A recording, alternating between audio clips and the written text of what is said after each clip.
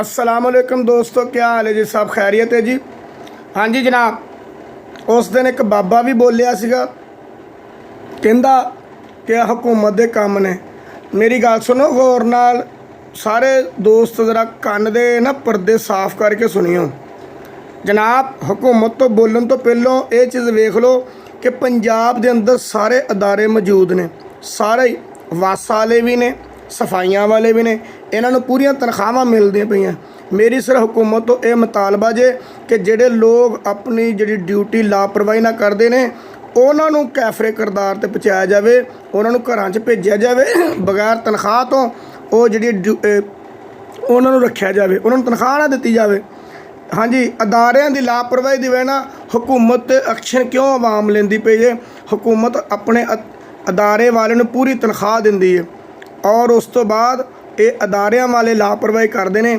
वास वाले हो गए जनाब, बिजली वाले हो गए, और इस तो बाद तो जनाब जितने भी अदारे ने सरकारी, ये अंदर जिहड़ा लापरवाही करे जनाब, ये अंदर बिल्कुल किसी किस्म की भी इन्हों माफ़ी ना दी जाए। इन्होंने बड़े बैंक बैलेंस बनाए ने और बड़ियां इन्होंने जायदादा बनाई ने, और अपनी ड्यूटी के अंदर हाँ जी बेईमानी करते हैं, ड्यूटी पूरी नहीं देंगे।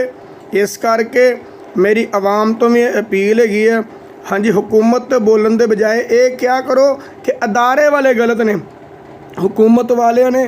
हाँ जी, पंजाब के अंदर जितने बेहतरीन अदारे तनख्वाह मिलती पई जे, देखो कितना काम हो रहा जे। सरहद वाले तो कोई बोलता नहीं पिया, सिंध वाले बलोचिस्तान वाले कोई बोलता नहीं पिया। पंजाब वाले हुकूमत वाले पूरा इन्हों तनख्वाह देंदे ने, अदारे वाले गलत काम करते हैं।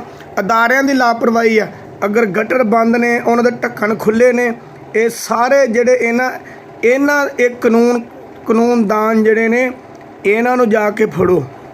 की समझ लगी? नाले अवाम हुकूमत के खिलाफ बोलन के बजाय इन्हां अदारियां के खिलाफ, हाँ हुकूमत ये काम करे कि जेडे लापरवाही जिहदी वजह नाल पानी खड़ा वा, उन्होंने नौकरियों तो कढ़िया जाए, उन्होंने तनख्वाह मारी जाए।